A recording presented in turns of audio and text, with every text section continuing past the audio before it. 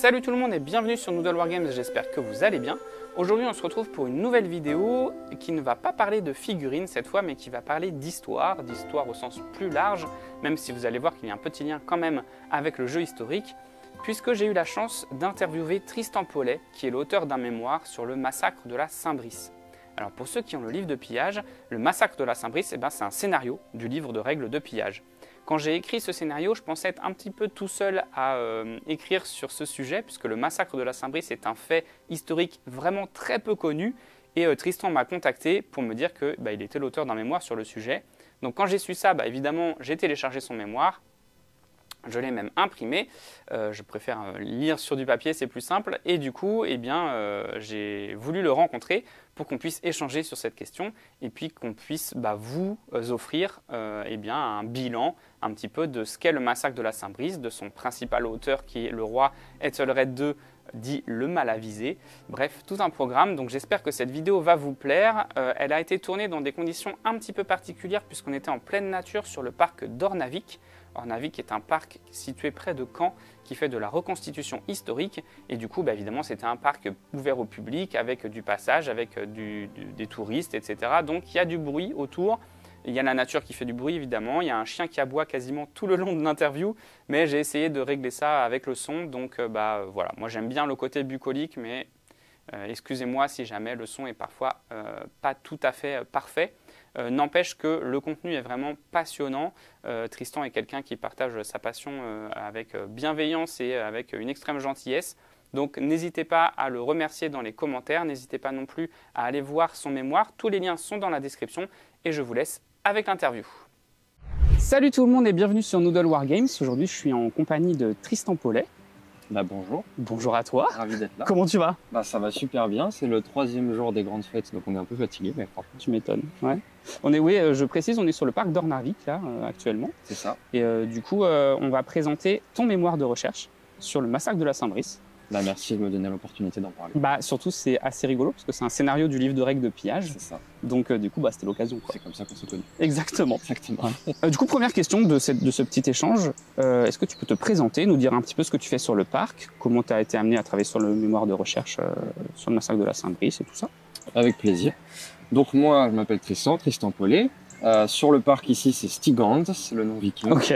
Je vais en reparler un petit peu après. Ouais. Moi, j'ai fait des études littéraires et puis très vite, je me suis intéressé à l'histoire. C'est ça qui m'a amené à faire un master donc à l'université de Caen parce que moi, je voulais bosser sur les Vikings et quand j'étais encore en licence, ça me semblait un peu un rêve. Je me disais, personne ne travaille vraiment sur les Vikings. Et en fait, mes professeurs m'ont dit bien sûr que si. Il y a des professeurs très connus à l'université de Caen. Moi, je suis plutôt de Haute-Normandie, donc j'étais à Rouen. Je suis venu jusqu'à Caen, j'ai rencontré notamment Pierre Baudian et Alban Gauthier, donc ça devrait parler. Ouais, ça parle. Normalement, ça vous parle, ouais, c'est ça. Et puis, j'ai notamment, à la base, je m'étais orienté vers Pierre Baudian, mais il m'a renvoyé vers Alban Gauthier parce que moi, je voulais aussi bosser sur le monde anglo-saxon. Ok. Ça, c'est plus le sujet. Sa spécialité, ouais, c'est ça. Donc, j'ai fait mon master, 2 années de master avec lui en recherche. J'ai dû produire un mémoire que tu tiens dans tes mains. C'était super, franchement, j'ai appris beaucoup de choses et puis je suis ravi qu'on se retrouve aujourd'hui pour en parler parce que c'est un sujet qui est très très niche que personne ne connaît. Donc, voilà, il est temps que les gens connaissent le massacre de la Saint-Brice. Quand j'ai écrit le scénario, je vais te dire que je pensais être un petit peu justement hors norme, quoi. C'est-à-dire que je me suis dit, je vais trouver le petit truc que personne trop connaît. Voilà. Et finalement. Et moi, quand j'ai vu le scénario, je me suis dit, waouh, c'est fou. Je ne suis pas le seul en France à connaître le massacre de la Saint-Brice. Ouais, c'est assez rigolo. Donc, voilà, pour dire un mot sur le parc Ornavik où on est ici, on est ravis que tu viennes déjà. C'est un parc en Normandie, on est juste à côté de Caen, donc on est à Hérouville-Saint-Clair. C'est un parc un petit peu qui fait beaucoup de choses, de la reconstitution historique aussi, de l'archéologie expérimentale. On reconstruit énormément de bâtiments, la manière dont ils étaient construits à l'époque, avec les techniques, les outils de l'époque. On fait ça, il y a beaucoup de bénévoles qui travaillent ici, donc c'est des gens qui sont passionnés. Et puis, ça permet de faire avancer un peu la science en général quand ça marche pas. On se doute que c'est pas comme ça qu'ils faisaient au Xe siècle. Mais ici, donc, on parle naissance de la Normandie, c'est-à-dire 911 avec Rollon, etc.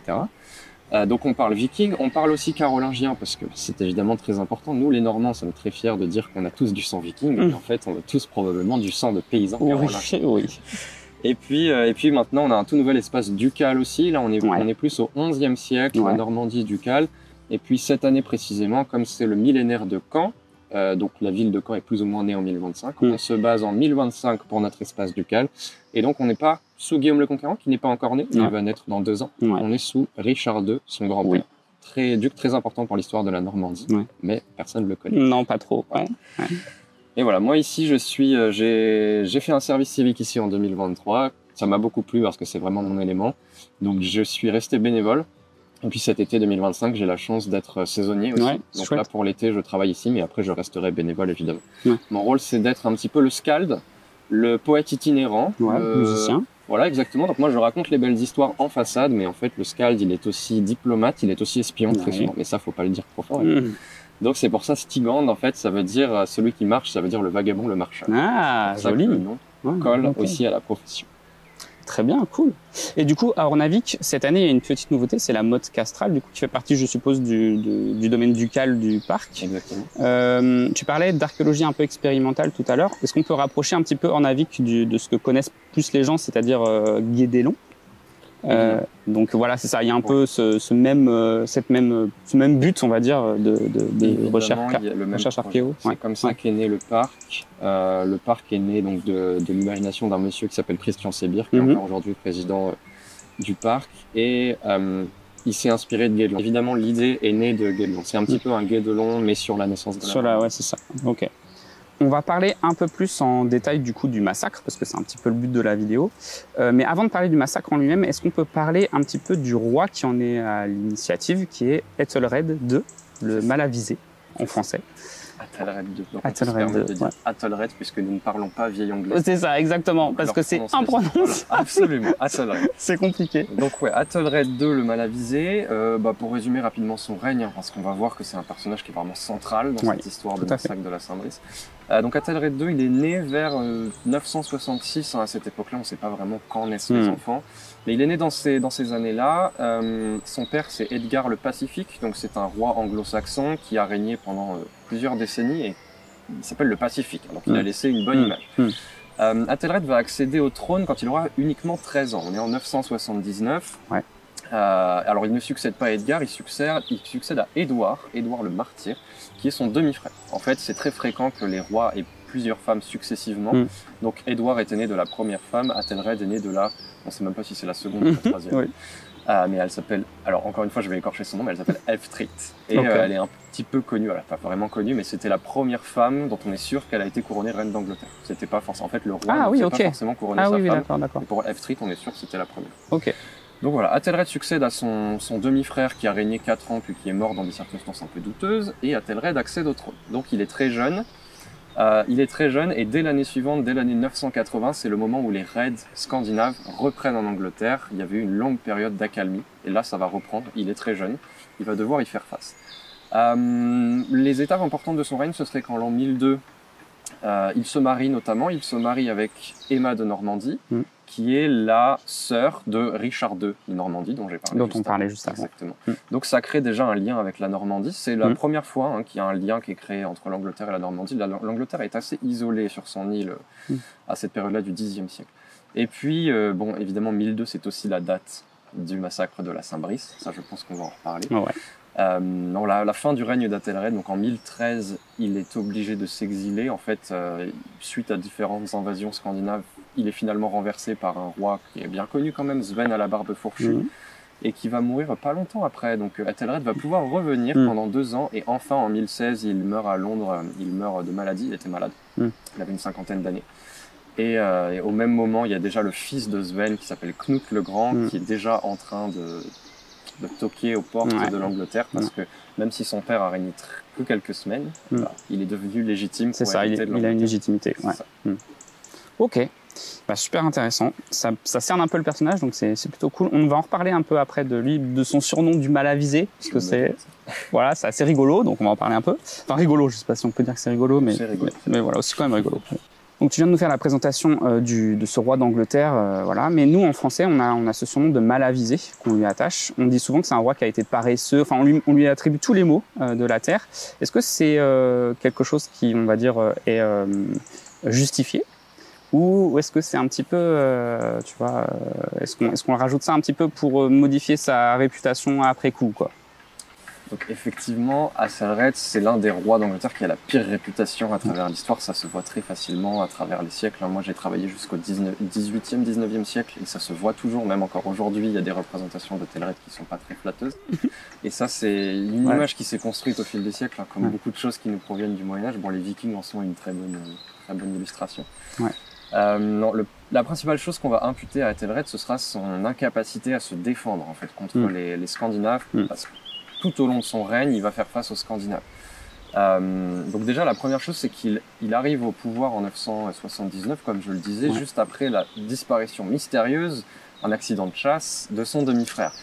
On va l'accuser, alors on va souvent accuser sa mère, hein, donc qui est Elfstrith, qui est aussi devenue un petit peu ce cliché de la marâtre, hein, la mauvaise belle-mère. On va l'accuser d'avoir voulu placer son fils sur le trône. Æthelred, des fois, est accusé directement, mais en fait, il a 13-14 ans. Oui, il est trop jeune. Pas grand-chose à voir dans cette histoire. Mais déjà, ça commence comme ça. Donc, ça commence mal. Est-ce qu'il est vraiment légitime d'être sur le trône? Est-ce que c'était vraiment sa place? Et puis, il y a surtout le fait qu'il va avoir beaucoup de mal à repousser les Scandinaves. Il est très jeune. Et le problème, c'est que quand vous êtes jeune, c'est pas vraiment vous qui décidez. Vous avez une régence, vous avez beaucoup de gens autour de vous qui prennent les décisions à votre place. Et il y en a qui, en général, ne sont pas d'accord avec vous. C'est ce qui va se passer pour Æthelred. Il va y avoir deux clans qui vont se former, ceux qui le supportent et ceux qui étaient plutôt dans le camp de son demi-frère et dans la lignée d'Edgar le Pacifique avant lui. Donc son surnom en fait est très précoce dans l'histoire et c'est ça qui est très intéressant. Les surnoms en général sont créés tardivement, a posteriori, au XVIe siècle ou même encore après. Je prends un exemple d'un roi anglo-saxon très connu qu'on compare souvent à Æthelred, ça va être Alfred le Grand. Alfred le Grand, on a commencé à l'appeler le Grand au XVIe siècle. Ah ok. Ah ouais, je pensais que c'était plus... Ah ouais, ok. Oui, ça vient tard en fait, personne ne l'appelle comme ça à son époque. Æthelred le Malavisé, ça viendrait du XIIIe siècle, voire même peut-être du XIIe siècle. Ah oui, ok. Et d'ailleurs, c'est pour ça que je disais que c'était marrant. En fait, aujourd'hui, la traduction est un peu mauvaise. Parce que à la base, son surnom, et c'est pour ça qu'il est aussi précoce, c'est parce que c'est un jeu de mots par rapport à son prénom. C'est ça. En fait, Æthelred, ça veut dire noble conseil, c'est un prénom noble, et son surnom c'était Unraed, qui signifie noble conseil, pas de conseil. Et en fait, mauvais conseil, quoi. Mauvais conseil. Et en fait, c'est un surnom qui met en cause, c'est pas lui qui est mis en cause, c'est tous les gens qui sont autour de lui et qui le conseillent. Et le surnom, notamment en anglais, a évolué aujourd'hui, on l'appelle The Unready, qui veut dire, concrètement, ça veut dire qu'il n'était pas prêt littéralement, mais ça veut aussi dire en fait, c'est lui qui est incriminé. Vous voyez, il y a vraiment cette évolution qui est très intéressante. Mais oui, il va pas beaucoup se réussir à défendre contre les Vikings, et notamment les choses qu'il va essayer vont coûter énormément d'argent, donc ça aussi, on va lui reprocher. L'autre chose qui est un problème avec Æthelred, c'est qu'il n'est pas un chef de guerre. Il va très rarement mener ses troupes directement sur le champ de bataille, et ça, c'est un petit peu une rupture avec sa lignée, parce que notamment Alfred le Grand, encore une fois, et puis d'autres, sont des rois, Athelstan Ier, on a eu Egbert, enfin des rois qui ne sont pas très connus, mais qui menaient vraiment leurs troupes sur le champ de bataille. Des rois combattants. Voilà. Et c'est de là que va découler tout le reste, en fait. On dit qu'il est paresseux, qu'il est lâche, parce qu'il n'est pas spécialement sur le champ de bataille, parce qu'il va préférer l'argent plutôt que la force pour repousser l'envahisseur. Et c'est aussi de là que découle le fait qu'on dit ivrogne, il n'est pas sur le champ de bataille. Alors où il est probablement en train de s'enivrer ou de se livrer à la luxure. C'est de ça que tout découle. Pour sa réputation, il y a un autre élément qui va être très très très important, c'est un personnage qui s'appelle Dunstan. Dunstan de Canterbury, il est archevêque de Canterbury. Donc c'est la plus haute position religieuse en Angleterre à ce moment-là. C'est la deuxième personne la plus importante du royaume après le roi. Et Dunstan de Canterbury était très proche d'Edgar le Pacifique, il était largement en faveur de son fils Édouard, qui vient de mourir dans des circonstances mystérieuses, et ça va être le principal opposant à Æthelred toute sa vie, tout son règne. Dunstan, c'est un personnage religieux très très très important en Angleterre, c'est lui qui apporte la réforme bénédictine en Angleterre, donc il est un peu considéré comme le père de cette réforme-là, et au cours des siècles qui viennent, c'est la réforme qui est, enfin c'est la confession religieuse, c'est pas une confession. Ce sont la plupart des religieux qui vont être établis en Angleterre, mais ailleurs, vont être bénédictins. Ouais, d'accord. Et donc tous les bénédictins qui écrivent l'histoire, forcément, vont prendre le parti de Dunstan. Donc si Dunstan est opposé à Æthelred, c'est que forcément Æthelred mérite qu'on l'acclame. Ça, c'est un lieu commun au Moyen-Âge quand on écrit l'histoire. Les moines et leurs amis sont vraiment vus comme des saints, et leurs ennemis sont vus comme dignes de la colère de Dieu. Ça, il y a une espèce d'histoire de commanditaire en fait. Voilà. Donc à cause de Dunstan, à cause de cette rivalité avec Dunstan, on va voir aussi apparaître des éléments qui sont, je vais appeler ça légendaires parce que ça relève vraiment de la légende, presque de l'hagiographie, la vie des saints. on va dire que le jour de son sacre, par exemple, à Thelred, il y a eu un nuage rouge sang dans le ciel. Et puis, selon certains auteurs, il a même plu du sang toute la nuit. Ouais. Et puis, on donne à Dunstan des prophéties, déjà le jour où Athelred est sacré, que l'Angleterre va s'effondrer. Enfin, toutes ces choses-là, c'est vraiment à cause de la relation avec Dunstan, donc ça va jouer un vrai rôle. Ok. Ah, je pensais pas, ouais, c'est intéressant. Ok.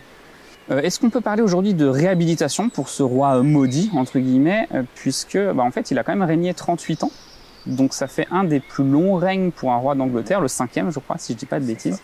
Donc est-ce qu'on peut aujourd'hui se dire, ok, finalement, on tempère tout ça et on voit vraiment ce qu'il a fait et ce qu'on peut dire de lui?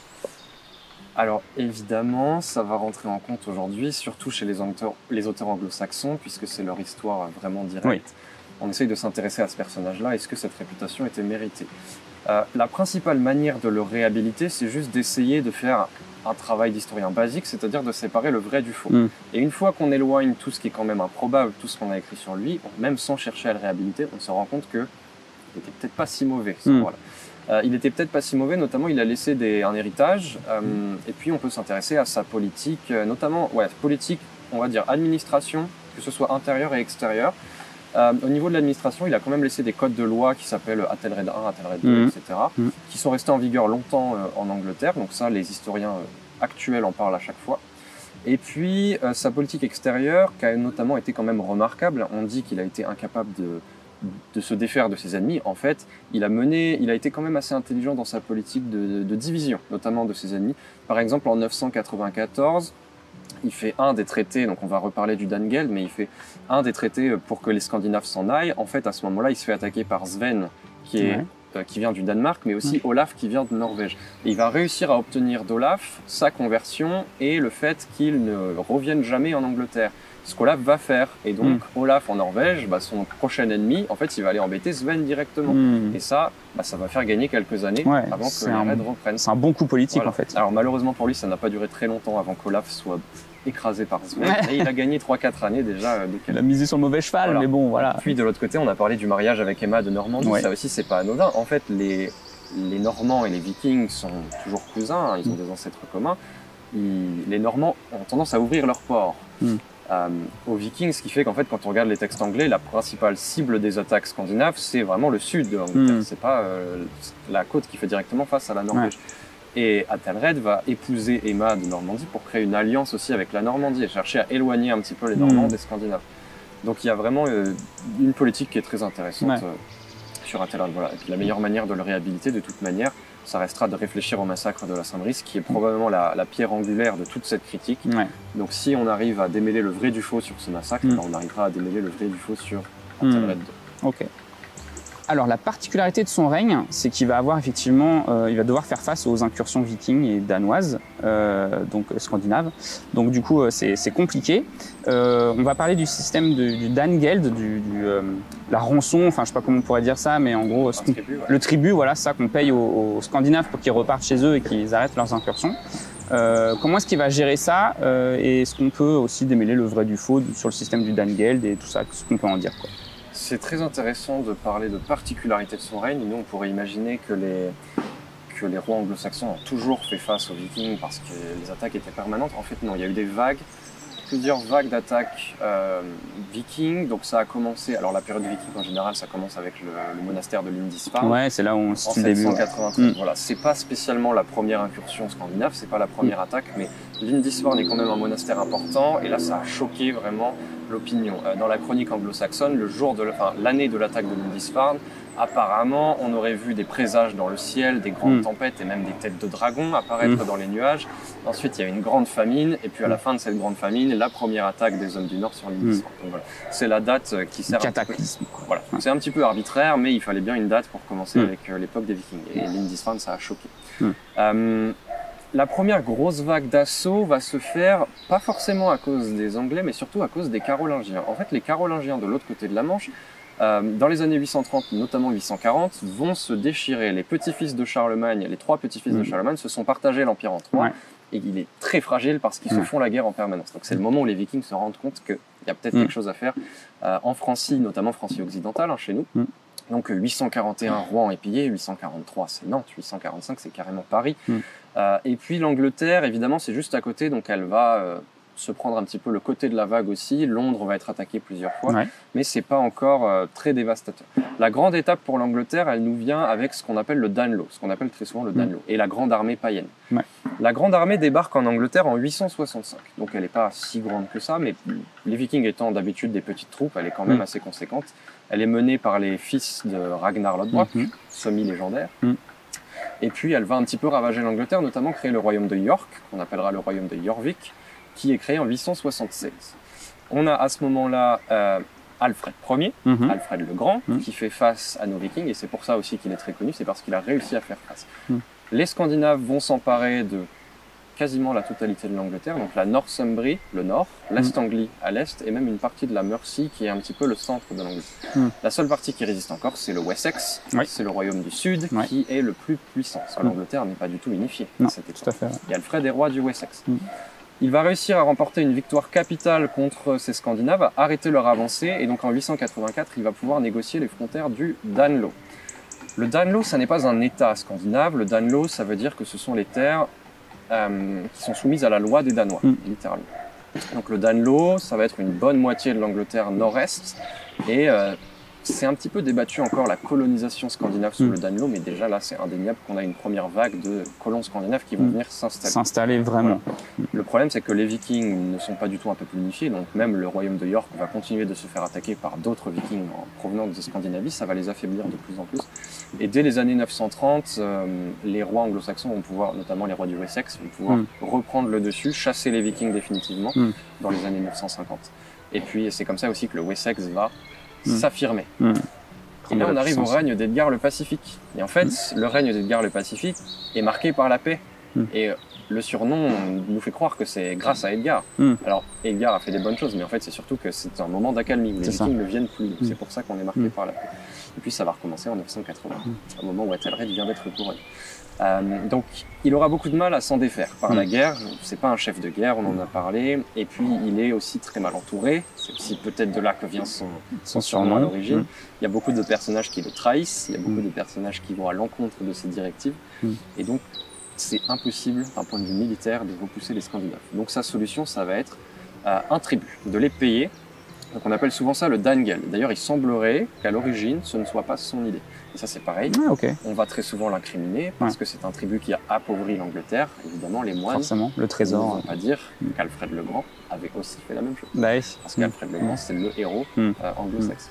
Donc, le Dangel, concrètement, ça consiste à payer les Scandinaves. En fait, les Scandinaves, au bout d'un moment, vont comprendre. C'est un auteur du XVIIe siècle qui nous dit ça. Il nous dit ils ont compris que les Anglais allaient saigner de l'argent. Donc, ils viennent, ils se font payer, ils repartent. Le premier, c'est en 991. En 991, on a la bataille de Maldon. C'est peut-être la seule fois sous le règne d'Athelred c'est même rien à voir avec Athelred. C'est un seigneur local qui a essayé de résister, qui a donné sa vie pour résister. Tous ses gardes du corps ont donné leur vie pour protéger la dépouille de leur seigneur plutôt que de fuir. C'est vraiment un exemple de la loyauté anglo-saxonne. Il y a un poème épique qui a été écrit.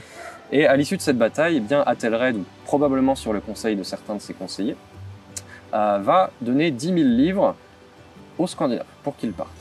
En 994, c'est le traité avec Olaf, on en a parlé, il leur donne 16 000 livres. On peut se dire que ça commence à faire beaucoup. En 2002, il leur en donnera un petit peu avant le massacre de la Saint-Brice, il leur en donna 24 000 livres.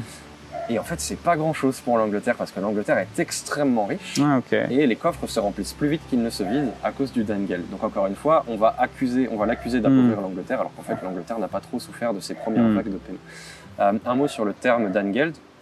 En fait, Dangeld, on considère souvent que c'est le tribut qui est versé aux Danois. Il semblerait que ce soit plutôt le nom de l'impôt qui est levé par le roi pour réunir cet argent, pour ensuite... d'accord. Il y a une petite nuance. En fait, on peut parler, le mot qui est utilisé dans la chronique anglo-saxonne en vieil anglais, c'est souvent gaffald, ça veut dire tribut. D'accord. Le Dangeld, en fait, c'est un impôt. C'est l'impôt qu'on lève pour payer les Vikings. D'autant plus qu'il semblerait que cet impôt n'ait pas été retiré à la fin de la période viking, qu'il soit resté en vigueur quelques années, voire quelques siècles. Donc il y a des rois d'Angleterre qui continuaient de percevoir le Dangeld, même quand il n'y avait plus besoin. Et c'est aussi pour ça qu'on accuse Athelred, parce que c'est lui qui l'a instauré. Le Dangeld. Voilà. Après, le Dangeld va commencer à poser problème parce que dans les années qui vont suivre, il va y avoir encore 2 versements qui sont de plus en plus conséquents.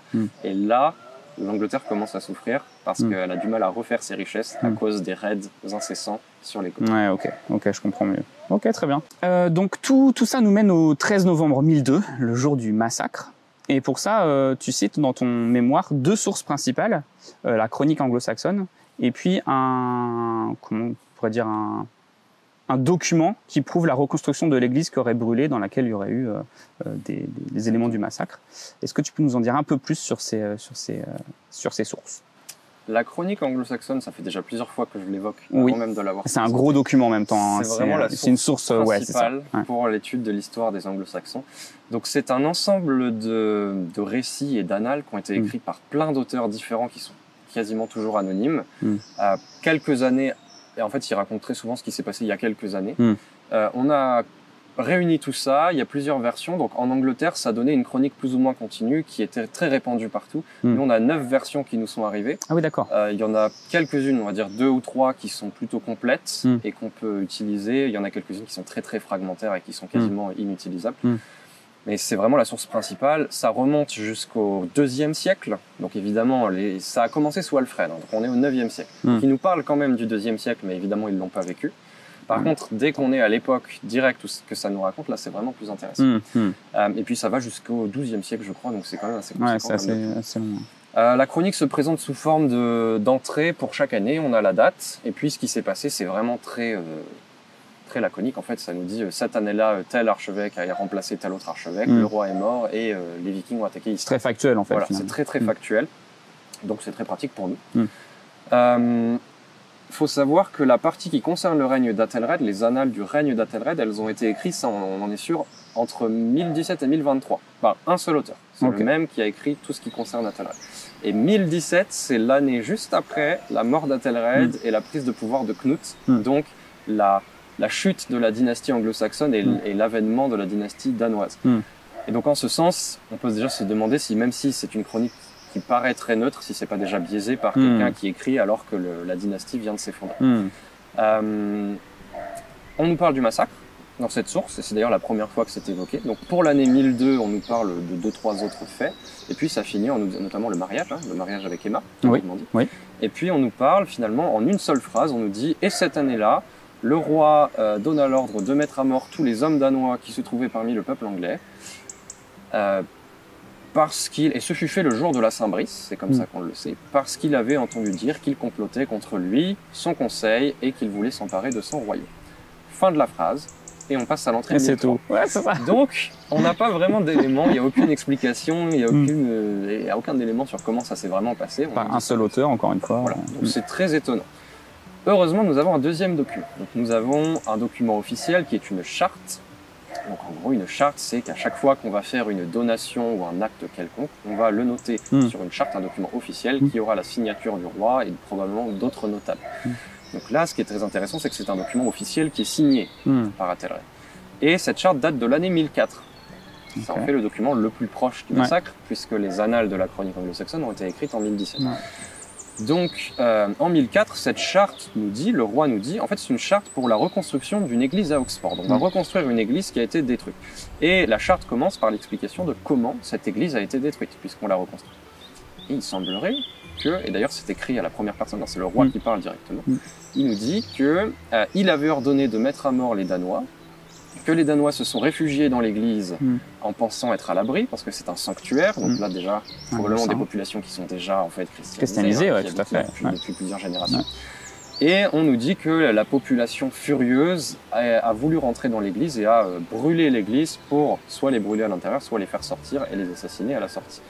Et donc c'est le roi lui-même qui dit ça, et d'ailleurs il se justifie parce que c'est l'un des crimes les plus graves de détruire un sanctuaire religieux. C'est très grave. Et lui, il se justifie, il fait des paraboles bibliques, tout ça pour dire que quand même, c'était mérité parce que ces Danois étaient comme livrés parmi le bon grain. C'est vraiment la parabole biblique qui nous dit qu'il fallait vraiment les détruire, quitte à détruire une église. Donc c'est là-dessus que se base le scénario de pillage. Tout à fait, tout à fait. Incendier. Les anglo-saxons qui essayent de mettre le feu à cette église pour réfugier les Danois. Donc c'est très intéressant. C'est probablement l'épisode qui paraît le plus crédible pour l'instant par rapport au massacre. Donc c'est les deux seules sources qu'on a qui nous parlent de ce massacre. Donc on a une source qui est on va dire, un petit peu moins fiable que l'autre, parce qu'effectivement, le document signé de la main du roi, c'est quand même quelque chose qui est un petit peu, Exactement. vraiment officiel, quoi. Le document est officiel, et d'un autre côté, la chronique anglo-saxonne, on a quand même envie de la croire, nous, en tant qu'historien, parce que elle est très factuelle, donc en fait elle est très neutre dans ce qu'elle dit, mais c'est vrai qu'il y a peut-être déjà des nuances, il faut s'interroger. Il y a des gens qui travaillent sur les annales de la chronique anglo-saxonne, c'est un travail monstrueux, et ce qu'ils font est super. Et toi d'ailleurs, comment tu as eu accès à ces documents-là? Via Internet? Comment ça s'est passé? Tu as pu te déplacer? Comment tu as eu accès à ces sources? Alors c'est aussi pour ça que l'université de Caen Normandie était le bon endroit pour faire ça.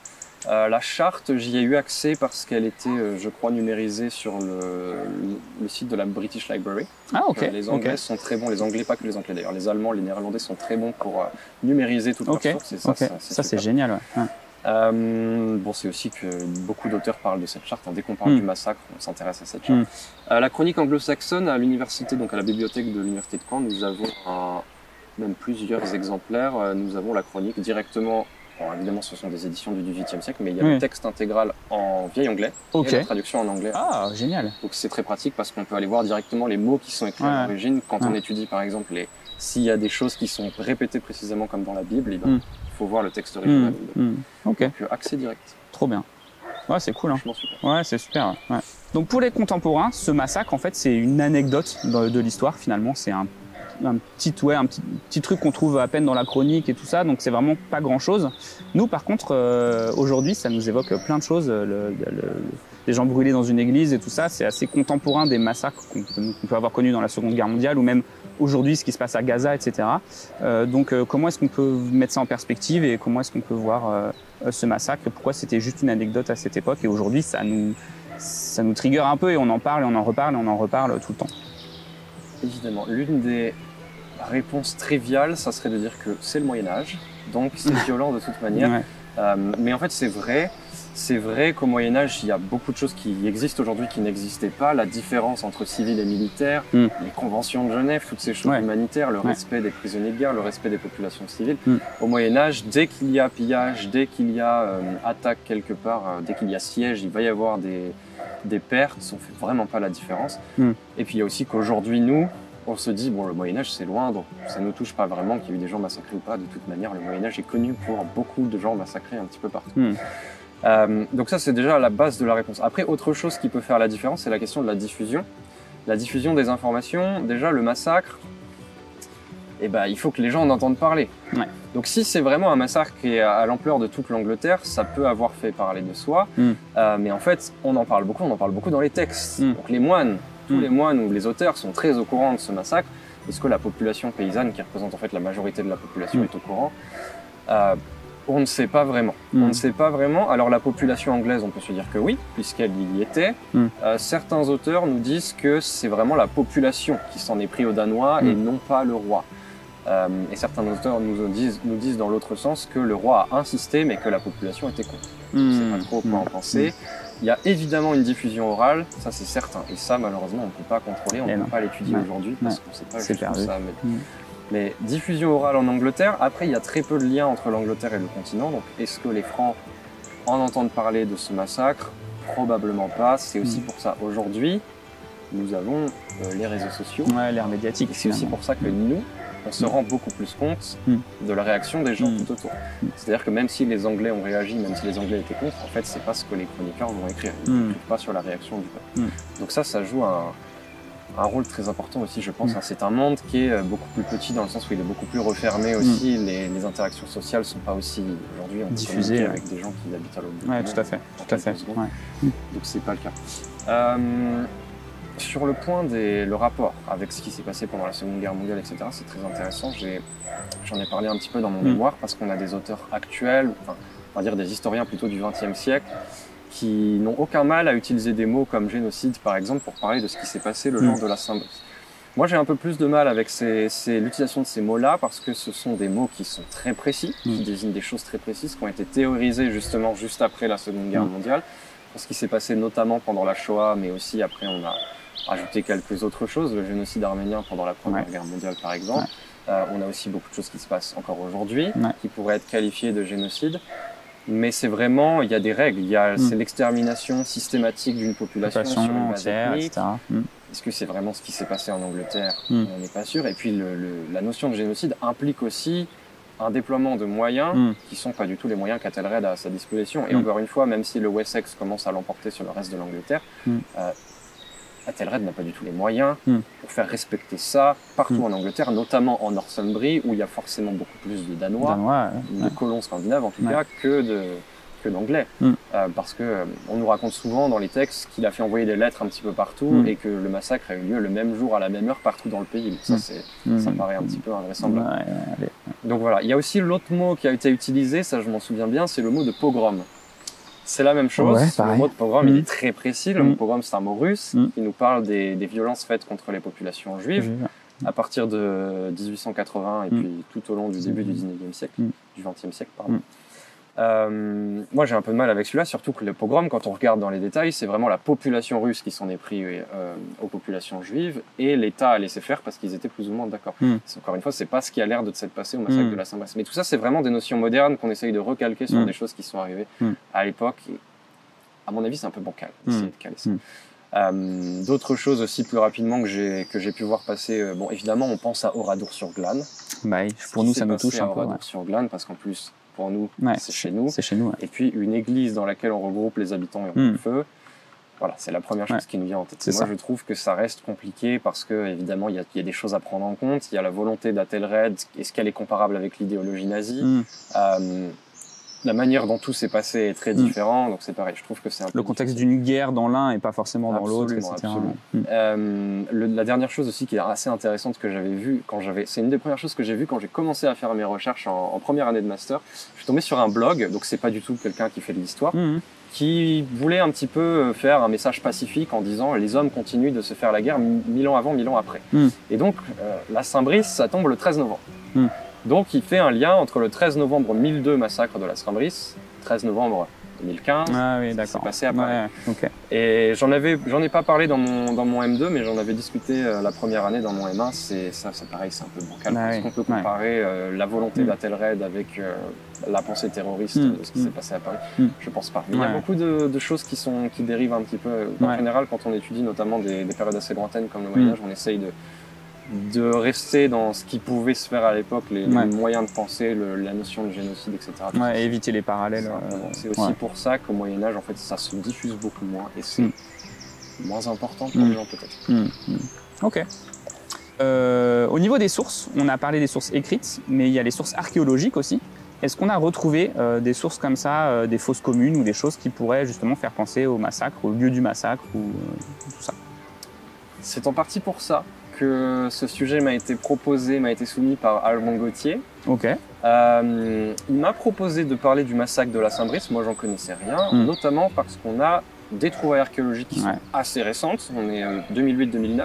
Ah oui, d'accord, oui, effectivement. Et en fait, la plupart des biographies d'Athelred qui avaient été écrites même par les historiens avaient été écrites avant. Il y en a une ou deux qui sont parues depuis, mais en général, ces charniers n'entrent pas encore en compte dans les études. Donc il m'a dit, c'est peut-être le bon moment pour en parler. Je me suis dit, allons-y.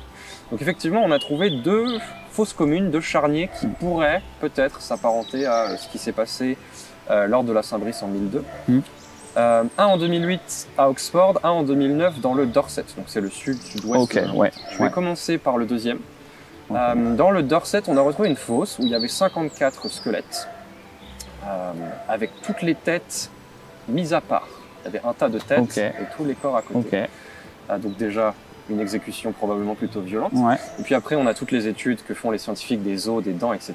Donc les conclusions, c'est que ce sont tous, sauf un, des jeunes hommes entre 15 et 25 ans. D'accord. Tous des guerriers parce que le haut du corps est très développé, très musclé. Ils sont fraîchement arrivés en Angleterre de Scandinavie, ça on le sait grâce notamment aux dents, on voit le régime alimentaire qui est riche en fruits de mer, et ça montre qu'ils viennent d'arriver en Angleterre. En Angleterre on aurait beaucoup plus de céréales, de choses comme ça. Et puis on peut dater à peu près à quel moment ils sont morts. Ils seraient morts entre 970 et 1025, ça répond quasiment exclusivement au règne d'Athelred. En plus il n'y a aucun objet de valeur. Donc ils ont probablement été pillés. Avant, il n'y a même pas d'étoffe, donc ça se trouve ils étaient nus quand ils ont été jetés là. Donc voilà, on se dit une exécution, on sait qu'ils sont scandinaves, qu'ils étaient en Angleterre, que c'était des guerriers, donc ça peut coller avec le massacre de la Saint-Lô. On a quand même les historiens les plus récents qui nous rappellent que le Dorset, c'est une des régions qui est les plus touchées, ça fait face à la Normandie, donc c'est une des régions qui est les plus touchées par les raids vikings, et c'est tout à fait possible que ce soit juste une bande qui a été capturée à un moment sous le règne d'Athelred, conduit en haut de la colline et exécuté à la va-vite. Il n'y a rien qui nous laisse penser vraiment que c'est forcément lié au massacre de la Saint-Lô. Donc c'est évidemment tentant, mais il faut rester prudent. Le deuxième nous intéresse plus. Le deuxième, donc celui d'Oxford, en 2008, il y a moins de corps, il n'y en a que 34 cette fois, qui n'ont pas été spécialement décapités. Par contre, là, on voit des traces. Donc c'est la même chose, déjà le reste. Entre 16 et 25 ans, des guerriers fraîchement arrivés, musclés, etc. Donc même typologie. Voilà, même tranche au niveau des dates. Et puis, on a cette fois sur les corps des traces de peut-être de résistance au niveau des avant-bras, qu'on a essayé de se protéger, ou alors certains qui ont été frappés dans le dos plusieurs fois par des lames. Et là, tout de suite, ça commence à coller un petit peu plus. Il y en a certains qui sont carbonisés aussi. Et là, ça commence à coller avec ce qui s'est passé dans l'église. Donc on peut complètement imaginer cette fois qu'ils étaient dans l'église, que quand le feu a commencé à prendre, certains sont morts à cause du feu. Certains ont essayé de sortir de l'église, ont été poignardés à ce moment-là. Il y a eu des traces de lutte quand même. Et encore une fois, on les a enterrés à la va-vite en périphérie de la ville. Donc celui-ci l'ont retrouvé quand ils ont fait des travaux au St. John's College à Oxford. En fait, ils ont trouvé cette grande fosse. Il semblerait qu'à l'époque, c'était juste en dehors de la ville. Il y avait un ancien monolithe très ancien. Et il y avait un petit creux. Puis il y a la proximité géographique aussi avec le lieu du massacre. Avec la Charte. C'est ça, avec la Charte. Le charnier d'Oxford, on a des bonnes raisons de penser que, et en plus ça corrobore la Charte, qu'il s'est peut-être vraiment passé quelque chose à Oxford en 1002.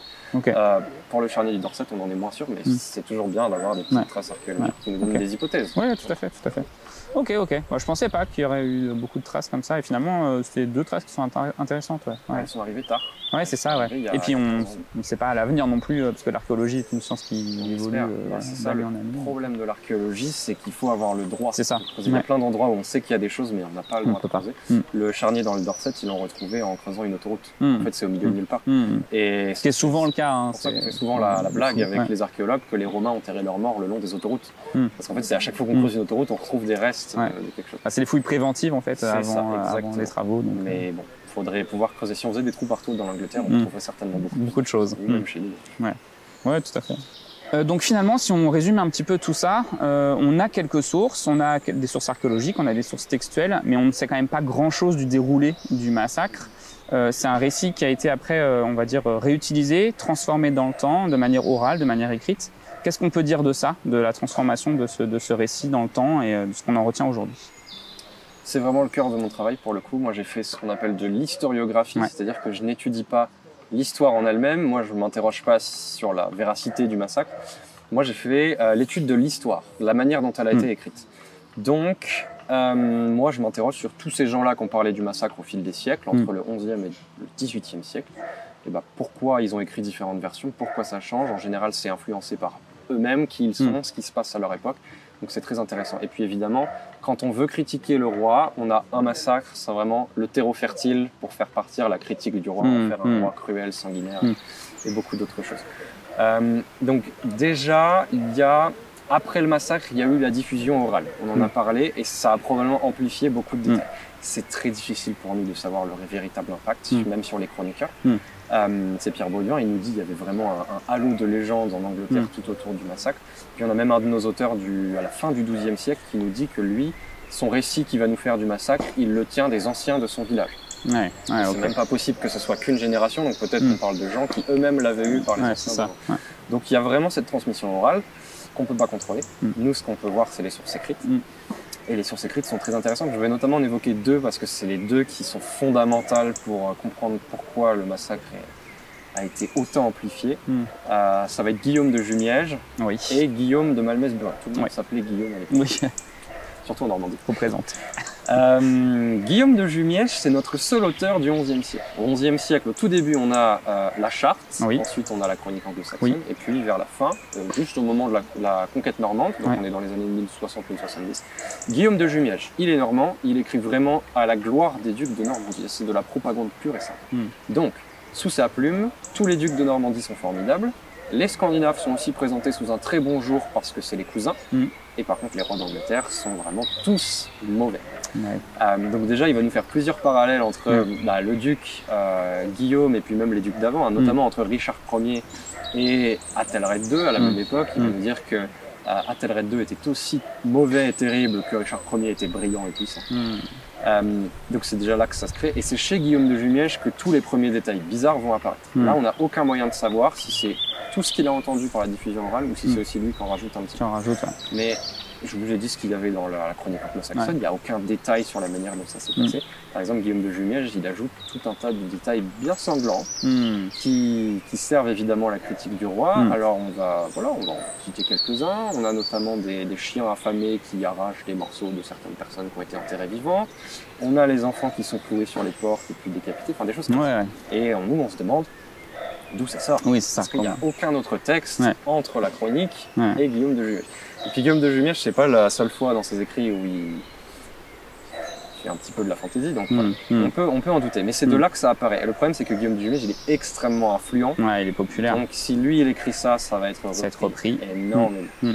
Le deuxième auteur, c'est Guillaume de Malmesbury. Donc là, on est au XIIe siècle, et puis c'est un auteur anglais. Et lui, c'est un moine bénédictin. Et donc lui, il écrit plutôt à la gloire de Dunstan. D'ailleurs, là, moi, je parle de ces... Alors, je ne l'ai pas dit pour Guillaume de Jumièges, c'était les Gesta Normanorum Ducum, les gestes des ducs de Normandie.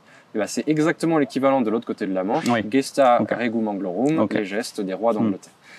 Guillaume de Malmesbury a aussi écrit une vie de Saint Dunstan, avec tous les miracles de Saint Dunstan. Il adore Saint Dunstan, donc forcément il déteste Athelred. Et c'est à lui qu'on va devoir toute la partie un peu religieuse, toutes les prophéties, le nuage de sang, les prophéties. Il nous dit déjà que le jour du baptême d'Athelred, il venait de naître, il s'est oublié dans les fonds baptismaux, et donc c'était forcément un mauvais présage. Voilà. C'est Guillaume de Malmesbury qui va vraiment poser la base de tout ça. Et malheureusement, je me suis rendu compte de ça à la fin de mon mémoire. Guillaume de Malmesbury, quand on arrive sur les textes du XVIe, XVIIe, XVIIIe siècle, là on est sur des gens qui reprennent forcément ce qui a été écrit avant, et c'est quasiment toujours les versions de Guillaume de Malmesbury. Donc c'est ces deux auteurs-là qui vont faire naître vraiment cette réputation. Ce sont des auteurs sulfureux du coup. Qui vont faire naître cette réputation qui est un peu compliquée.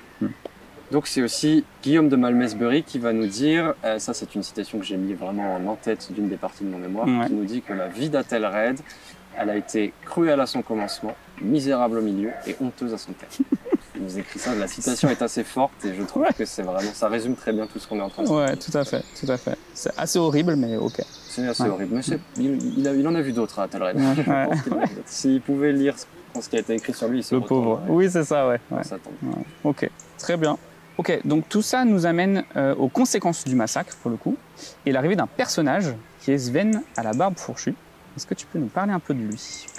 Un nouveau personnage rejoint le bazar qu'est l'Angleterre à ce moment-là. Sven à la barbe fourchue, c'est donc un chef de guerre danois, quand même assez célèbre et puis très puissant à son époque. C'est notamment le fils d'Harald à la dent bleue, donc Harald Bluetooth, qui est l'unificateur un petit peu de cette personnage connu quand même chrétienne. Sven étant assez connu aussi pour son refus du christianisme et pour rester, et son opposition à son père, rester aux traditions plus païennes. Donc Sven, il est connu d'Athelred parce que depuis les années 990, fréquemment il vient, fréquemment il pille, ils ont déjà passé des traités ensemble d'ailleurs. C'est un adversaire. Donc voilà, c'est assez fréquent, il le connaît bien. Et en 1002, Sven, encore une fois on ne sait pas quand il est né, mais il a une cinquantaine d'années, donc c'est quand même quelqu'un qui est assez expérimenté, qui a vu beaucoup de combats. C'est un ancien. C'est un ancien. Donc du coup, dans les conséquences du massacre, il y a Guillaume de Jumièges, dont on peut douter parfois un peu de la véracité des récits, mais qui nous raconte qu'il y a certains Danois qui auraient échappé à ce massacre, qui seraient allés au Danemark du coup pour évoquer ces faits-là. Et c'est là où on parle de la vengeance de Sven. Et il y a un autre personnage qui arrive en jeu, c'est Gunhild, qui serait la sœur de Sven et qui aurait fait partie des massacrés de la Saint-Brice. Est-ce que tu peux nous en parler un peu plus du personnage de Gunhild et de Sven, de sa vengeance et tout ça? Il faut parler de Guillaume de Jumièges, c'est toujours un plaisir. Effectivement, Guillaume de Jumièges est le premier à nous faire part de ça. Ça fait aussi partie des détails sanglants. Donc, celui-là, je ne l'ai pas évoqué, mais il nous dit aussi que les rues de Londres se remplissent de plus en plus de piles de cadavres. Et il nous dit que de ces piles de cadavres, il y a quelques jeunes qui arrivent à s'enfuir sur la Tamise et à retourner jusqu'au Danemark pour prévenir Sven de ce qui venait de se passer.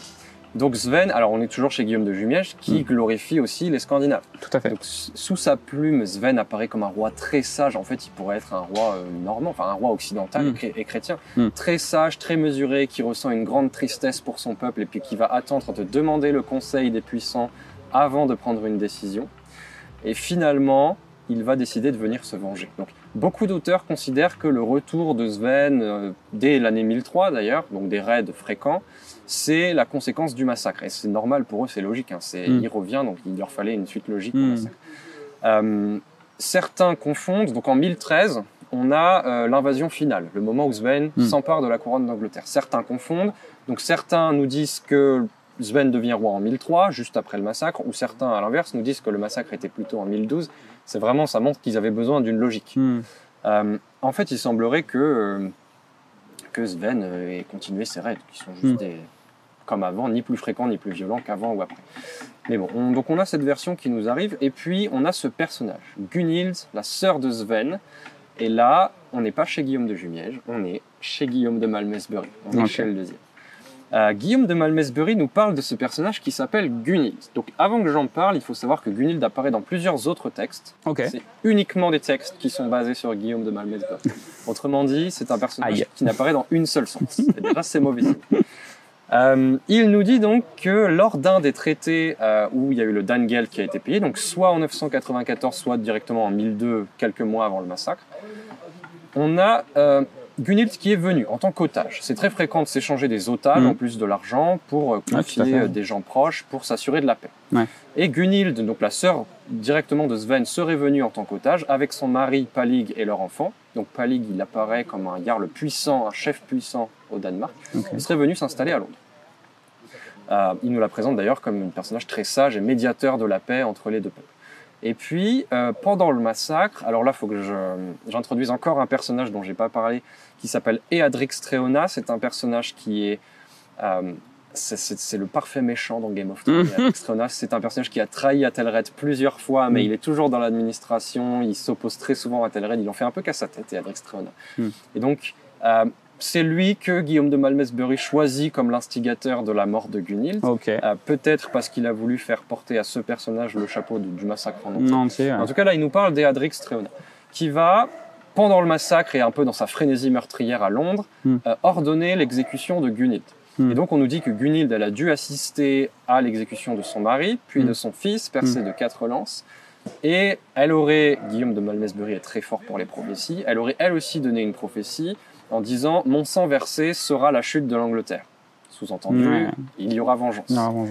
Et la légende raconte qu'elle est restée noble quand elle a été tuée et que même après sa mort, elle avait toujours le même visage et le même regard, toujours aussi noble, toujours aussi plein de défis.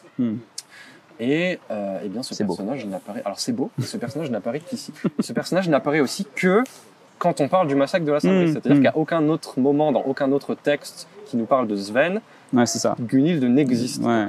Il y a de grandes chances que ce personnage n'ait jamais existé. Alors, peut-être qu'il n'est pas inventé de nulle part. Peut-être qu'on avait une femme importante qui s'appelait Gunhild qui est morte dans le massacre et que ça a été confondu. On a aussi des auteurs qui nous disent que Sven avait un frère qui est mort en Angleterre 20 ans plus tôt et que c'est quand même une vengeance de sa part de revenir. Bon, il y a plein de choses qui se mélangent. Mais Gunhild, et ça c'est ce que tu as très bien fait dans ton livre sur le massacre de la Saint-Brice, dans le petit encadré en bas, tu as dit qu'en fait... Gunhild, c'est une excuse pour les chroniqueurs, ça donne du poids à la vengeance de Sven, mais qu'il y a de fortes chances que Gunhild n'existe pas. Mais c'est une belle histoire. C'est une belle histoire, évidemment. C'est une histoire de vengeance. Tout à fait. Vengeance fraternelle. Tout à fait. Donc finalement, on peut nuancer les conséquences de ce massacre en se disant que finalement, le soi-disant vengeance de Sven, c'est simplement la continuité des raids vikings. Donc il n'y a pas vraiment lieu de prendre cette vengeance vraiment à cœur et de se dire que en fait c'est un événement particulier. Non, des attaques, il y en a toujours eu et il y en aura toujours encore après. Ça va continuer après. On peut parler par contre des conséquences politiques, notamment d'un pacte qui a eu lieu entre Sven et Richard II de Normandie, contre l'Angleterre anglo-saxonne. Est-ce que tu peux nous en parler un petit peu de ça, de cette conséquence-là? Un pacte qui aurait eu lieu. Qui aurait eu lieu. Parce qu'encore une fois, il n'apparaît que dans une seule source. Ah ok, d'accord. À laquelle Pierre Bauduin semble croire, donc ça donne déjà du poids. Ah ouais, tout à fait. Mais Pierre Bauduin nous parle de ce pacte un peu méconnu entre Sven et Richard II. Richard II, c'est le grand-père de Guillaume. Grand-père de Guillaume le Conquérant, ouais, tout à fait. Qui aurait eu lieu peut-être vers 1004, mais en fait on ne sait pas exactement. Et en gros, ce serait un traité d'assistance mutuelle qui fait que les Danois ont le droit, les Scandinaves ont le droit de mouiller dans les ports normands, d'y passer l'hiver, d'y écouler leur butin, spécifiquement leur butin acquis en Angleterre. Et aussi, s'ils se retrouvent en danger ou quoi, les Normands doivent les accueillir et les sauver, les protéger, les soigner. Donc ce serait un traité un petit peu comme ça. Bon, ça apparaît chez Guillaume de Jumièges et que chez Guillaume de Jumièges. Et encore une fois, c'est l'auteur qui rapproche les Normands de leurs cousins scandinaves. Donc peut-être aussi que ça peut être interprété simplement comme un des nombreux traités juste pour avoir le droit d'hiverner en Normandie, qui ont lieu quasiment tous les ans. Ça, c'est possible. Faut pas oublier que Richard II, c'est le beau-frère d'Athelred II, puisqu'il est marié à Emma, encore une fois. Donc, il a peut-être pas vraiment intérêt à faire un pacte qui pourrait nuire à l'Angleterre. Surtout que déjà 10 ans plus tôt, au début des années 990, il y a eu un petit accrochage entre Athelred et le père de Richard II, c'était Richard Ier. Athelred accusait Richard Ier justement d'accueillir à bras ouverts les Scandinaves, et l'Angleterre se faisait piller depuis la Normandie. Donc ça s'est monté jusqu'aux oreilles du pape, il y a eu un arbitrage pontifical. Ah oui, d'accord, ok. Il a envoyé un arbitre et finalement les deux parties s'engageaient à ne plus aider les ennemis de l'autre partie. Donc Richard II a peut-être aussi intérêt à respecter ça et à ne pas trop envenimer les relations avec l'Angleterre. Ok. Après, ce genre de, si jamais, même, admettons que ça existait, ce fameux pacte, je suppose que ce genre de pacte politique, bah, il y en a tout le temps. Enfin, je veux dire, c'est des accords à moitié commerciaux ou de transfert de marchandises ou d'hommes, etc. Voilà, on se doute qu'il y en a tout le temps eu. Et est-ce que c'est vraiment lié à un massacre ou pas? Enfin, voilà. Exactement. Il y en a tout le temps eu. C'est parce que Guillaume de Jumièges se place dans la perspective que Sven est en train de préparer sa vengeance et de préparer son invasion. On en revient à la problématique de la vengeance, qui n'est pas forcément le cas. Et dans la préparation de son invasion, encore une fois, c'est douteux. Sven n'a probablement jamais voulu envahir. Dans la préparation préméditée de son invasion, il se serait dit, ça serait bien aussi de pactiser avec les Normands pour être encore plus puissant en Angleterre, pour isoler l'Angleterre. Guillaume de Jumièges. Maintenant qu'on a parlé du massacre, de ses conséquences, on va arriver à la fin du règne d'Ethelred II et du coup du travail de Sven en Angleterre, du coup qui va soumettre un peu les Anglo-Saxons. Est-ce que tu peux nous en parler un petit peu?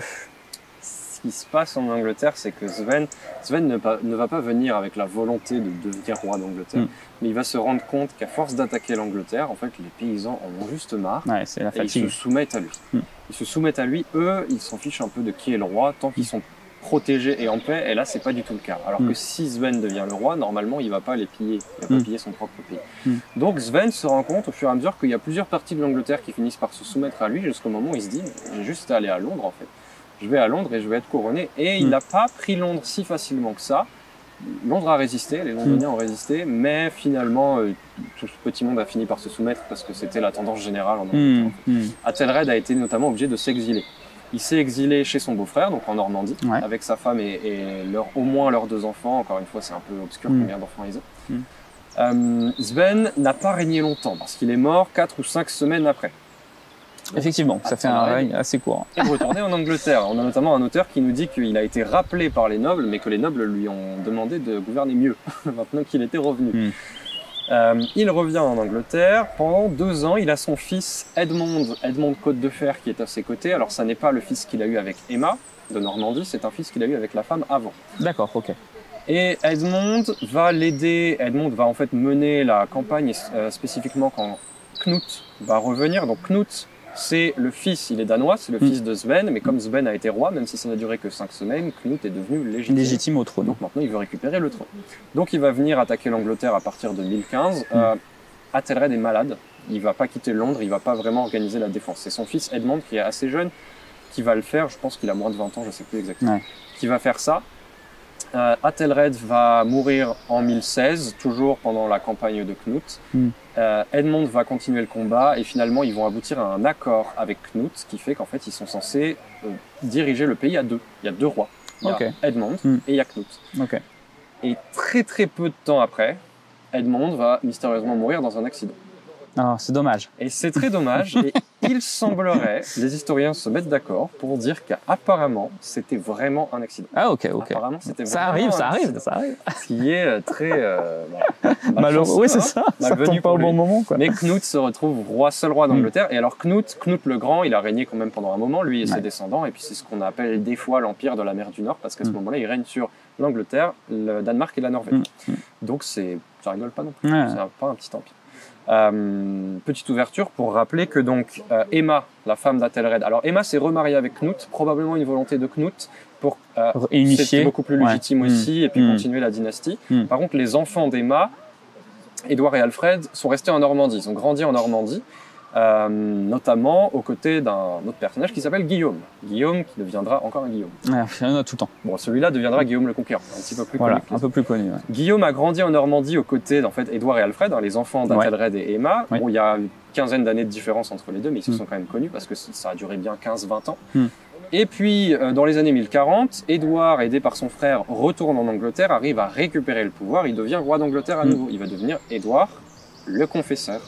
Et Édouard le Confesseur, en 1065, s'apprête à mourir sans héritier. C'est ça. Et il va promettre le trône à quelqu'un qu'il a bien connu pendant longtemps, parce qu'il a grandi à ses côtés, c'est Guillaume le Conquérant. Guillaume qui n'est pas encore le Conquérant, mais Guillaume le duc de Normandie. Et bon, on connaît la suite. Harold va récupérer le pouvoir, Guillaume le Conquérant va devenir le Conquérant, en reprenant le trône. Mais c'est pour ça qu'on a cette promesse du trône pour Guillaume. Tout à fait. Alors, si on rentre dans les détails, c'est comme ça qu'on se fait des alliés, donc il est très probable qu'Édouard ait promis le trône à plusieurs personnes, notamment à Harold aussi. Oui, bien sûr. Parce qu'il n'avait pas de fils. Mais en tout cas, voilà, la grande histoire, la tapisserie de Bayeux, c'est ce qu'elle nous raconte. Ok, tapisserie de Bayeux qui devrait déménager et on n'est pas d'accord. Peut-être, exactement. Du coup, on arrive à la conclusion de cet échange, qui était trop bien. C'est trop bien, j'espère que vous avez kiffé, c'est trop cool. On va parler du coup du massacre, ce qu'on peut en retenir, de la vérité, de la légende, de ce que ça peut nous avoir amené aussi comme autre conclusion sur ça. Est-ce que tu peux nous en parler? Est-ce que tu as des choses que tu as envie de nous dire là-dessus, des trucs que tu voudrais qu'on retienne de la vérité historique ou pas d'ailleurs? La première chose qu'il faut dire, c'est qu'il faut quand même dire un mot sur la vérité justement. Qu'est-ce qui s'est probablement passé. Ça va être un peu décevant, ça va détruire un petit peu les... Comme souvent. Mais d'après les historiens, donc ça c'était pas mon travail, je me base sur ce que d'autres historiens ont fait, mais il semblerait que le massacre de la Saint-Brice, tout porte à croire que ça n'a pas été un massacre à l'ampleur de toute l'Angleterre. Peut-être quelque chose de très très localisé. C'est pas possible, l'Angleterre c'est trop grand, Athelred n'a pas une administration aussi efficace, assez efficace pour faire tout ça. Et puis on parle quand on dit les Danois, en fait, on parle des colons scandinaves. Certains sont là depuis 3-4 générations. Longtemps, tout à fait. Ils sont intégrés. C'est impossible de faire la différence. Ils s'habillent pareil, ils parlent la même langue. Tout ça, on peut pas le savoir. Et puis, ils sont christianisés. Dans les textes après 1002, on a toujours des Danois. Athelred a des Danois dans son conseil. Il donne des terres à un autre Danois. Ils n'ont pas tous disparu d'Angleterre. Donc, ce que pensent les historiens, c'est que le massacre de la Saint-Brice, mais ça, encore une fois, tu en as très bien parlé dans ton livre, c'est peut-être plus focalisé sur certaines bandes de mercenaires. En fait, ce qui se passe, c'est qu'Athelred, à chaque fois qu'il verse son tribut et qu'il fait un traité de paix, c'est quasiment à chaque fois, il y a des bandes de mercenaires qui décident de se détacher de l'armée de Sven, par exemple, et de rester à la solde d'Athelred parce qu'ils sont payés. Mais des fois, il y a des petits moments d'accalmie, il se passe pas grand-chose, donc certains de ces mercenaires continuent en fait quand même à piller les villages, etc. Athelred a pu être fâché à propos de ça, notamment à propos d'une bande qui était vers Oxford. Et en fait, c'est très probable que ce soit au moins ce qui s'est passé à Oxford, qu'il n'ait pas ordonné la mise à mort de tous les Danois. Ça, du coup, ce serait une surinterprétation dans la chronique anglo-saxonne, mais en tout cas, de cette bande danoise-là, et peut-être d'une ou deux autres, on ne sait pas si c'était une seule, on ne sait pas si peut-être aussi à certains endroits la population s'en est pris à des Danois, mais c'est quelque chose de vraiment petit par rapport à tout ce qu'on a. Oui, ça, c'est toute petite échelle. La seule chose qui reste étonnante, c'est cette charte qui nous dit que du roi lui-même qu'il aurait demandé qu'on fasse ça, demandé qu'on assassine tous les Danois. Donc on ne sait pas vraiment. Donc ça, c'est quand même bien d'en dire un mot. Moi, si je peux dire un mot, donc moi, mon travail, c'était vraiment l'évolution, la représentation dans l'histoire de ce fait historique et l'évolution. J'ai un exemple très intéressant. Là, on a parlé de Guillaume de Jumièges et de Guillaume de Malmesbury, deux auteurs qui ont, pour leurs propres raisons, des très bonnes raisons d'être opposés à Athelred. Il n'y a pas beaucoup d'exemples où les gens sont en faveur d'Athelred, mais il y en a un qui est assez intéressant, dont on peut parler. Là, on est toujours au XIIe siècle. On est avec un auteur très peu connu qui s'appelle Aelred de Rielvo. Il a notamment passé une partie de sa vie en Écosse. Ok. On est entre 1152 et 1154. Donc, pour ce qui se passe en Angleterre à cette période-là, on a donc le fils de Guillaume le Conquérant qui s'appelait Henri Ier qui a été roi d'Angleterre. Et suite à son règne, on a une guerre civile qui va durer quasiment 20 ans. Parce que d'un côté, le descendant direct d'Henri Ier, c'est une femme, c'est Mathilde l'Emperesse. Donc les gens ne veulent pas tellement d'une femme. Et de l'autre côté, vous avez Étienne de Blois. Il est en France, mais il descend aussi de Guillaume le Conquérant. Ouais. Donc, à la fin, il sera décidé que, bon, c'est Étienne de Blois, qui est maintenant un vieux monsieur, qui va régner. Mais quand il meurt, le trône reviendra au fils de Mathilde de l'Emperesse pour que la lignée directe ne soit pas brisée. Le fils, c'est Henri II. Henri II Plantagenet. Ok. Henri II Plantagenet, ça parle un petit peu plus parce que c'est celui qui épouse Aliénor d'Aquitaine et le père de Richard Cœur de Lion et Jean Santerre. Donc, Henri II Plantagenet, c'est assez intéressant. Il est très jeune à ce moment-là et Aelred se dit, c'est peut-être le bon moment pour chercher une place au conseil. On va écrire une généalogie d'Henri II, une généalogie des rois d'Angleterre pour flatter son ego, pour flatter aussi pour le légitimer. Puis peut-être qu'il va nous choisir pour les conseiller parce qu'Aelred n'est pas forcément négatif, il se dit là, il faudrait remettre l'Angleterre dans le bon sens parce que c'est la guerre civile et il aimerait bien conseiller le jeune roi dans ce sens-là. Et ce qui est très intéressant, c'est que Henri II, c'est le premier roi qui descend à la fois des Normands et à la fois des Anglo-Saxons. Parce que son arrière-grand-père, c'est Guillaume le Conquérant, mais son arrière-grand-mère, c'est Marguerite d'Écosse. Et là, je vous ai dit que le chroniqueur a vécu en Écosse. Et Marguerite d'Écosse, son arrière-grand-père, c'est Athelred II. Et donc, on s'y remonte encore plus loin, Alfred, le Grand, etc. Donc, c'est le premier roi qui va enfin unifier les deux dynasties qui sont en fait la raison pour laquelle l'Angleterre se déchire. Il y a beaucoup d'auteurs qui nous disent que les Normands sont arrivés, c'était terrible parce que ça a effacé l'identité anglo-saxonne. Et puis Henri II, il nous réunit tout ça. Et donc, Aelred, il nous offre un récit très très positif du règne d'Athelred II. Parce qu'on cherche à le réhabiliter, donc c'est vraiment très très intéressant. Et c'est une belle histoire aussi du coup. Voilà, c'est une belle histoire. Alors, un autre qui est un peu marrant et qui va aller très vite, c'est qu'on a à l'époque de Napoléon, donc là on est tard. Oula, oui d'accord. 17e siècle, un auteur anglais qui nous dit, il cherche même pas à dire que les Anglais n'ont pas massacré les Danois, il prend ça comme un fait accompli, il nous dit, oui on a massacré tous les Danois d'Angleterre, mais les Français ont fait pire à la Saint-Barthélemy. Parce que évidemment c'est sous Napoléon, donc Napoléon c'est l'ennemi, et donc les Français sont l'ennemi. C'est très intéressant la manière dont on l'écrit juste pour servir ses intérêts. C'est toujours ça en fait, c'est servir des intérêts de l'un ou de l'autre. Et il se trouve que le massacre il a tellement été amplifié que c'est vraiment un exemple très très intéressant pour étudier ça. Ok, trop bien.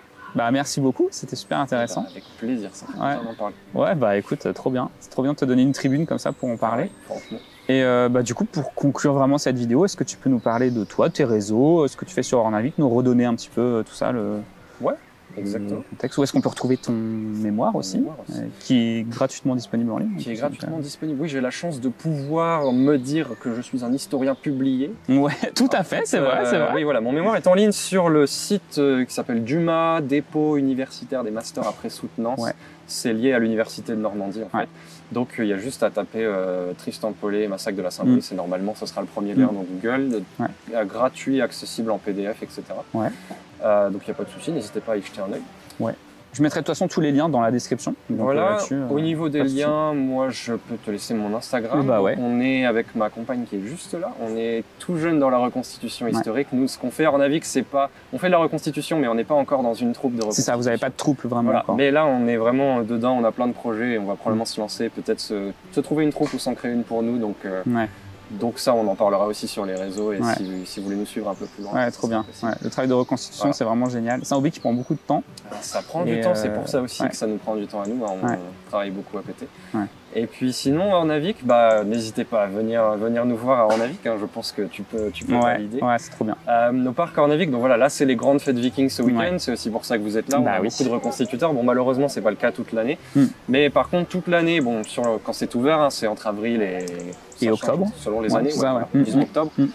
Nous, on vous accueille, on fait des visites guidées du site. On a des journées quand même en immersion. Donc même s'il n'y a pas tous les reconstituteurs, on a tous les bénévoles qui sont en tenue. Présente, alors évidemment c'est du viking, donc on a des armes, mais on a aussi beaucoup de choses très intéressantes, l'artisanat, des perles de verre, de la forge, le travail du bois, on a un bateau en construction ici, on a un bateau déjà construit et un bateau en construction. Tout à fait, juste à côté. Puis là je parle que du côté viking, mais on a le côté carolingien, il y a plein de choses, on parle de teinture, on parle des plantes médicinales, il y a vraiment beaucoup de choses. Le chantier de l'église, c'est pas rien. Donc le travail de la pierre, on a un tailleur de pierre qui travaille avec nous. Ouais, et puis le tout nouvel espace ducal avec la tour qui est tout jeune, hein, c'est sa première année d'ouverture, mais il va s'agrandir. On va construire la palissade bientôt, donc la motte castrale. Ah ok. À ressembler à une Ah motte ouais, castrale. Bah déjà là elle est belle, hein. Franchement la motte elle est impressionnante. Quand on arrive, c'est ce qu'on voit en premier d'ailleurs, la motte castrale. Maintenant on la voit de loin. Alors, ce qu'on voit de loin aussi, c'est la grue. Oui. Voilà, parce qu'en ce moment, le parc Cornavik se transforme, c'est notre plus grand projet, c'est le centre d'interprétation. Alors, ça veut tout et rien dire, centre d'interprétation. C'est une sorte de grand musée, mais il n'y a pas de collection permanente, mais il y aura peut-être des collections temporaires, beaucoup d'explications, des choses immersives aussi, des salles de conférences pour, par exemple, Alban Gauthier, Pierre Bauduin ou d'autres spécialistes, des archéologues aussi. Puis ce sera aussi le bâtiment d'accueil. Lucie Malbos. Lucie Malbos, avec plaisir. Je l'ai très utilisé dans mon mémoire.